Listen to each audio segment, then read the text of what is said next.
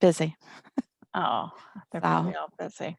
they are. So it's just a matter of how busy, and trying to figure it out and then trying to fit family into it as well. Sometimes is daunting. Challenging. Yeah, Yeah. All right, but let me I see. try. Let's see if I can move this here a little bit. Okay. So you can hear me and see me okay? Yes, Great. All right. Again, look right at the camera over here. Good. All right. You ready to get started? I am. All right. So, Melissa, first of all, tell us about the work that you do with Caring Kitchen. So a Caring Kitchen is a soup kitchen for the community of Oneida, but it's actually open to anybody regardless of where they live or their circumstances. Our major footprint is the Oneida City School District, but we reach out to parts of Oneida County as well as all of Madison County. And, I've been at the helm for, I want to say 20 years now.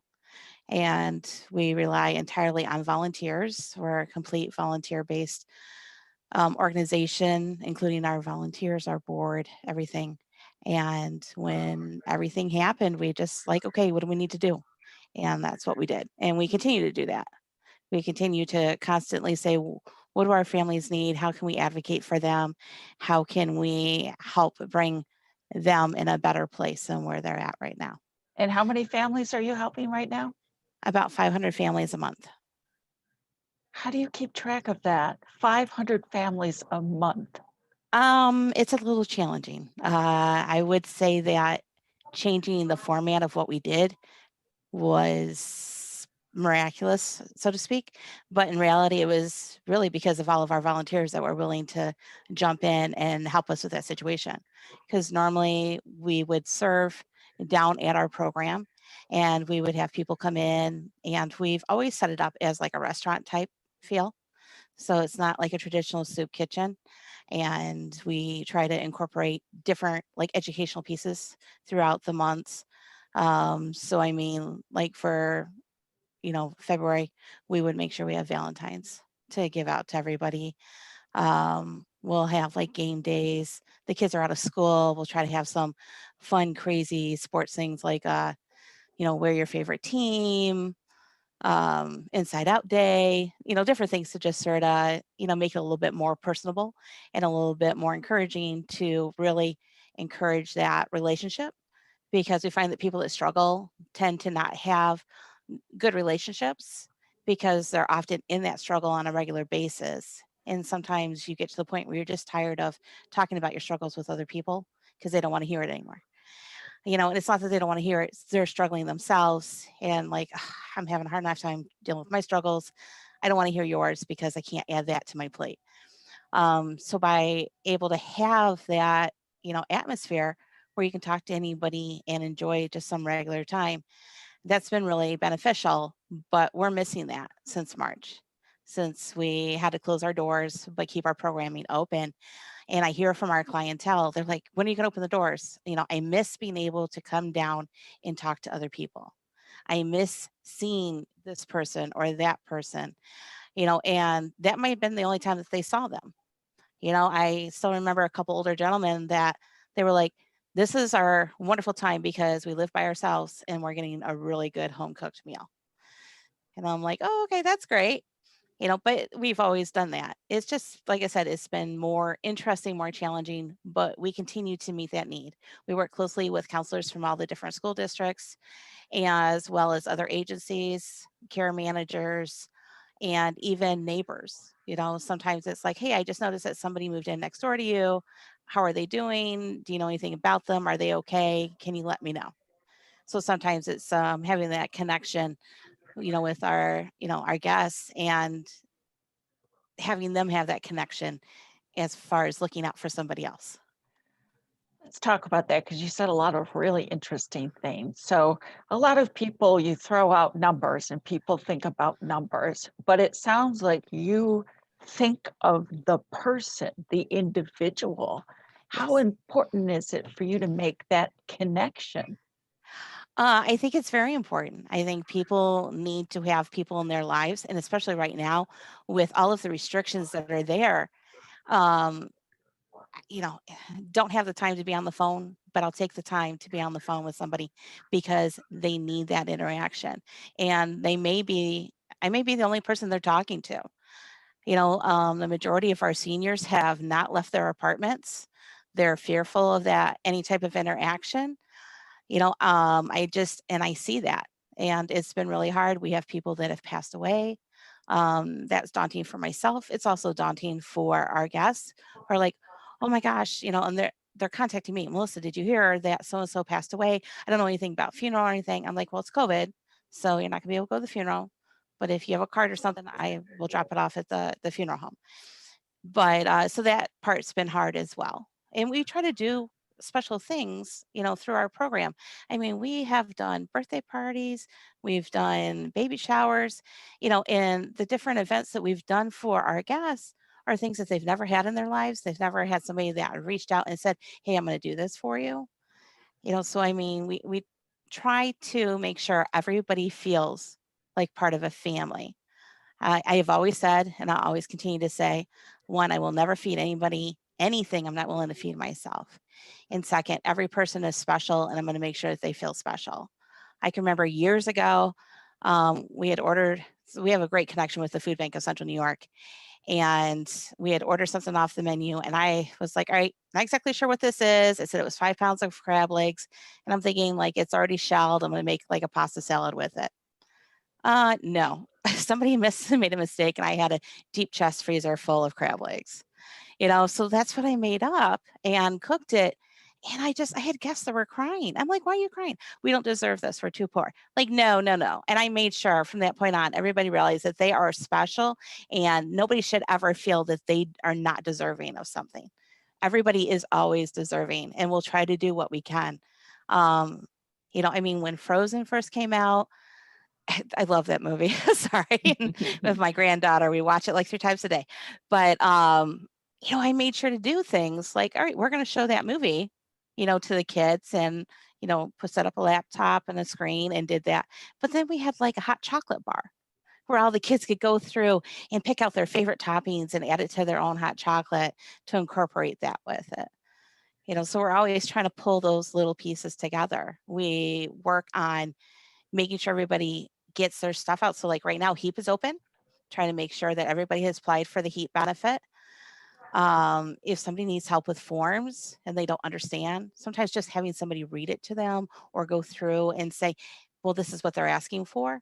That is important as well. So we make sure to do that and help people, able to do that. And then the Food Bank of Central New York also has like a garden program during the summer, and we've done that every year.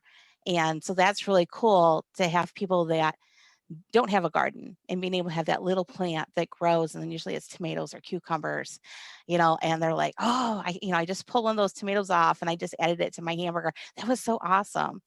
So that was really encouraging to still hear that this year, knowing that we weren't able to do it the way we normally did. It's hard to believe, Melissa, you've been doing it for 20 years because after 20 years, some people would be burned out and certainly not be talking about it with the excitement and exuberance that you're talking about your job right now. A lot of it has to do with, one, I see the results. I see our guests who are able to find meaningful jobs, able to, get the resources that help them. I can still remember one gentleman, he was working 3 jobs. He didn't realize that, they had to take in children that were not their own. Didn't realize that there was programs available. And as soon as I was able to connect them with those programs, like, oh my gosh, I don't have to worry about this anymore. And then they were only working 1 job. So that was amazing for them to be able to be like, oh, I get to spend time with my family and I don't have to worry because this program is going to help me be able to take care of my family. So it's those successes that you see with each individual that Yes. motivates you to keep going.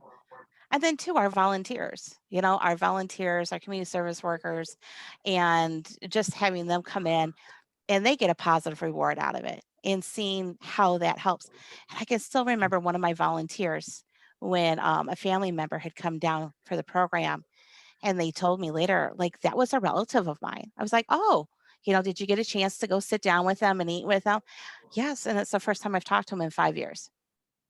So I mean, little stories like that are just there and we see them on a daily basis. And what motivated you to find this passion, this get on this journey, this path to helping others? Um, I have no idea. I come from a military family.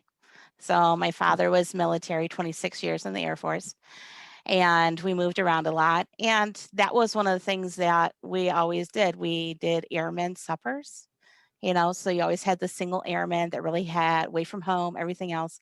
So at least twice a month, we would have some kind of program, at the facility there on whatever base, and we would make meals, play games, do things like that. And it's just something that, I don't know, for whatever reason has always been embedded in me. My mother said that it started really early. She can remember when I was like 6 years old and people came knocking on the door. And come to find out, I just went ahead and took all of my stuffed animals and went around the block and gave them to everybody. And they were like, "Is this the house where the girl's giving away the stuffed animals?" And my It's mom's just a like, part of "Really?" who you are. Yes, Yeah. yes. And you just growing up around the military and doing that, now you just extend it. You don't know another life. I don't. And that's what my kids grew up. They grew up learning how to respond and be there. And it's really great. I mean, they've all moved on to, their own professional life, but they still are like, "Hey, mom, I heard about this family. Aren't, do you know anything about them? Able to help them?" And the same token, they'll give me information and they'll be like, "Hey, I just saw this. Did you check this information out? I know you probably have some clients that would work for." And the same token, when I was trying to find jelly for our Christmas food baskets, we needed over 600 of them and could not find cheap jelly really anywhere. So we managed to hit the Dollar Tree stores from Syracuse to Little Falls. So there's a lot to your job. I mean, you also have to find the best deals out there as well. Yes. Coordinate. Yeah. So there's a lot on your plate. So we try to keep the cost of the meal down, meanwhile having a very healthy, balanced meal that we're able to give out to our families and not cutting corners in any way. And I love how you call them guests. So they are, I have always said that a stranger is only a friend that you haven't met yet. That's awesome. But you see a lot of heartbreak too, don't you? I do. And unfortunately, due to COVID, I have seen probably the worst of the worst. That part is hard, but I still believe that there's hope. And no matter how bad the situation is, we're going to figure it out. And that's usually what I tell our guests is like, I don't have the answers right now, but I promise you, I'm going to work with you to find them, and that's what I do. And so sometimes it's helpful because they know that I may not have the answers, but at least they can call me and I'm going to try to figure it out. I'm going to try to see what I can find out and what way to help them deal with whatever might be going on. Yeah, I think that we've all discovered that as people just want some guidance. They just want to know where to go, what to do, how to get help. They'll help themselves, but they need that direction. They do. They need Yeah. to understand, how am I going to address the court when the courts are closed? How am I going to apply for services when the Department of Social Services doors are closed? I don't understand how to do this. This is what I would normally do. Okay, well, here's the different ways that are working right now. And just being able to lay that out for them. And sometimes just steps. And sometimes people aren't ready to take the full step. And maybe it's just like, well, why don't you Baby start with steps. this? And Yeah. yep, let me know when you're ready for the next piece. We'll go ahead and we'll work on that. Or, give them the information and then just say, when you want to, I'm here for you. Just let me know. Let me read this to you because a lot of people who wrote in about you for a remarkable woman. And this person, I won't tell you who wrote it. We'll just go anonymous. Melissa King is more than just your normal committed community member. She has a heart of compassion and understanding that surpasses anyone else I know. Melissa is the volunteer coordinator of the soup kitchen of our community. She greets each individual as if they were a member of her own family, making sure to have a conversation that lets them know that she and the program are there to help. She continues to advocate for guests in many ways. A visual advocacy is the homeless awareness that she does at the end of March every year to raise awareness in our community, as Madison County doesn't have a shelter. We don't. We do not have a homeless shelter. So that is always been frustrating and hard and trying to figure out what to do. And it makes it even more challenging with COVID because normally you could, try to negotiate, I would say how I term it, with other family members or friends that might be willing to let somebody sleep on their couch for a bit. But because of COVID, it's like, this is my safety bubble and they're not part of it. So we work closely with other agencies, and those partnerships mean a huge deal. We work with Catholic Charities, we work with Community Action, even the Tri Valley YMCA. th- All of them come together to work closely to try to address the need that's there. But the biggest part for me is when I started doing the homeless awareness piece was really about breaking down the barrier of conversation because we had so many people that are terrified to discuss it. Um, I think people are better now than they were, 10 years ago as far as having that conversation. But originally, that conversation was like, I'm not going to tell my employer that I'm homeless. And that's why I'm like not at 100%, capacity for my job, or a student. I'm not going to tell my professor, they're not going to cut me slack, is that going to become a CPS call even though I'm 18? So there's all those worries with it. And I can remember one family that like they didn't believe me because I always do it, during that week of Caring Kitchen. And we try to incorporate some pieces, during that week to make people aware. And so my tent was still up the next morning when they came in. And the gentleman said, "Oh, you were serious. You actually slept outdoors last night." I said, "Yes." I said, "I'm trying to have that conversation to break down the barriers so we can have that conversation about what it is." And, he started crying, made me start crying, but it enabled him to share with his wife of when he was homeless, how there was an altercation with his father, and his father kicked him out of the house, and he dug a hole in a snowbank. And unfortunately, he woke up when he heard the rumbling of a snowplow coming through. That was a story he had kept to himself throughout his whole marriage because he was terrified of this is, a bad me. And I can't share that with you. And being able to explain that those were not circumstances of your choosing. That wasn't a choice that you made, and you did the best that you can. And look at where you're at now. And that's the most important thing is that there's always a path forward.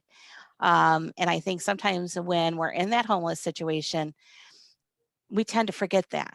We're in that panic mode right then and there, like, oh my gosh, I'm in this situation because of something I did. And sometimes it's not something you did.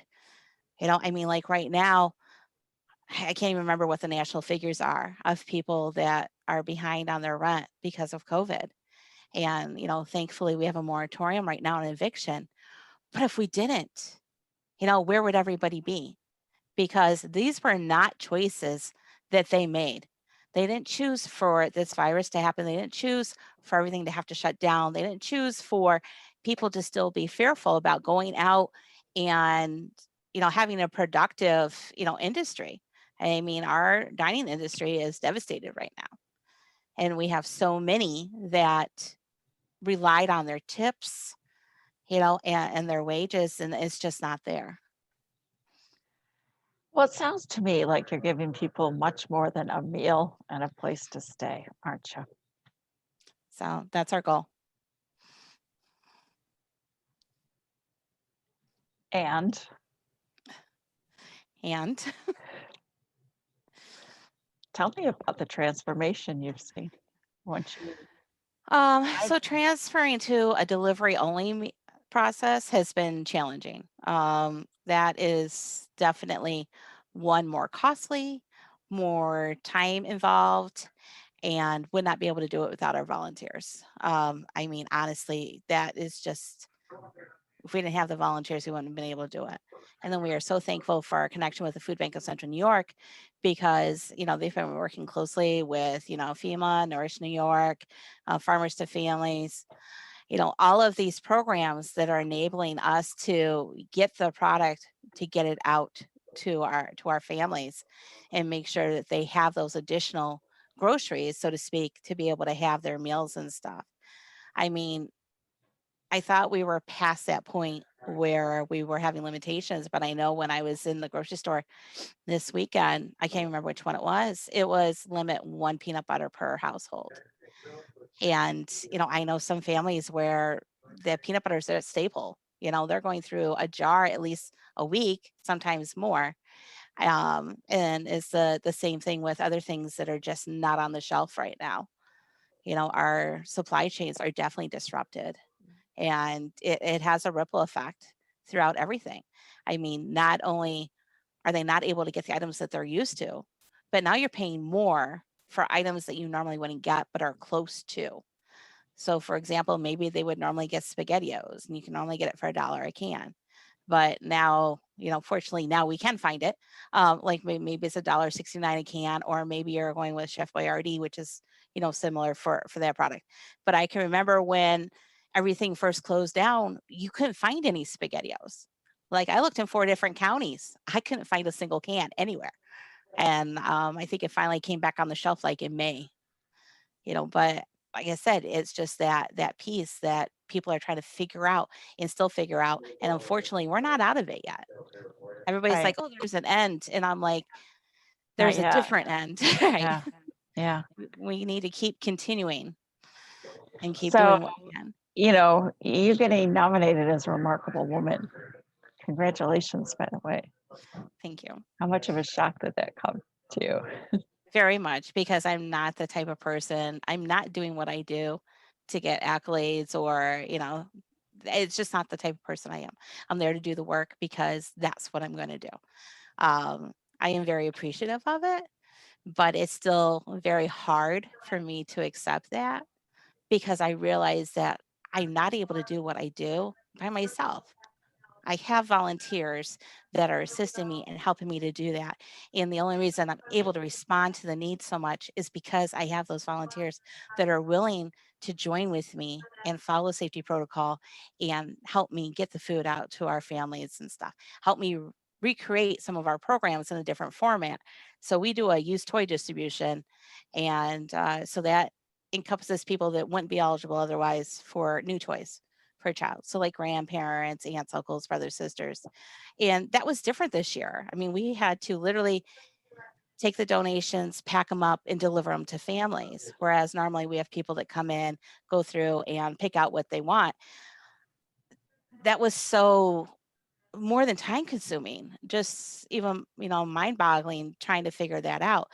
And in the same token, like we're giving them a note with their used toys saying, we're hoping that you enjoy what we picked out. We based it on, what we know of you and your family, and that limited, and hopefully you enjoy it. If you don't, please feel free to give it to somebody else, and if you haven't found somebody else, then donate it back, because we're still going to do our used toy next year.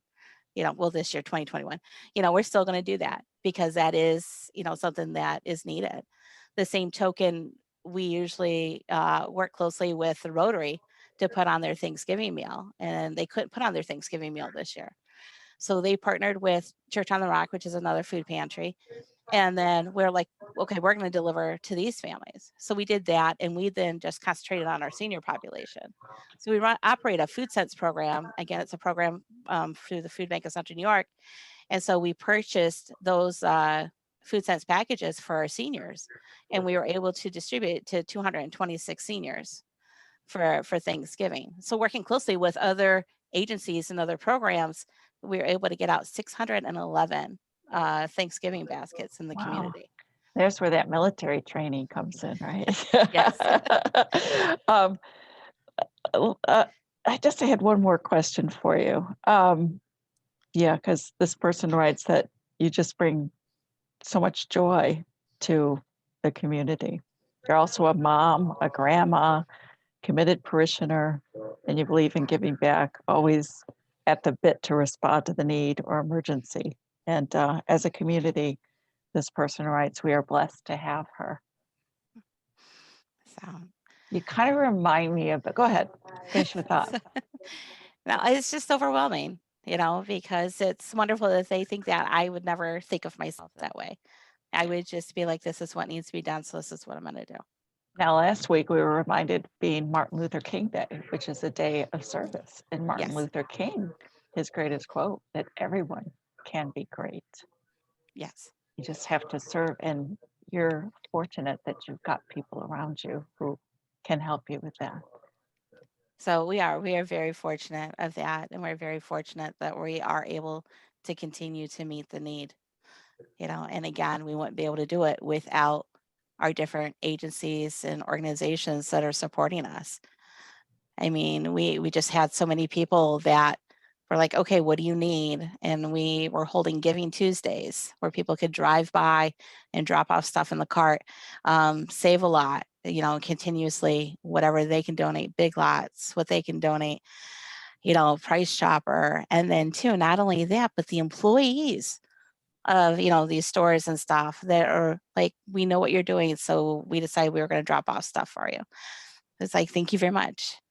And, I mean, we take that leftover stuff, the leftover candy canes, because we're going to partner those with, hot cocoa pockets to, give out to the family so they have something cool to do with the kids. So we did that for Martin Luther King Day.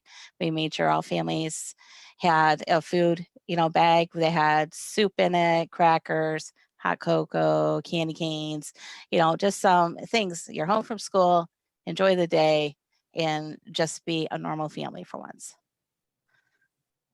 That's awesome. Kind of forget about things for a bit and just be normal, which is so hard to do these days. Yes. Yeah. Well, Melissa, it was a joy to talk to you.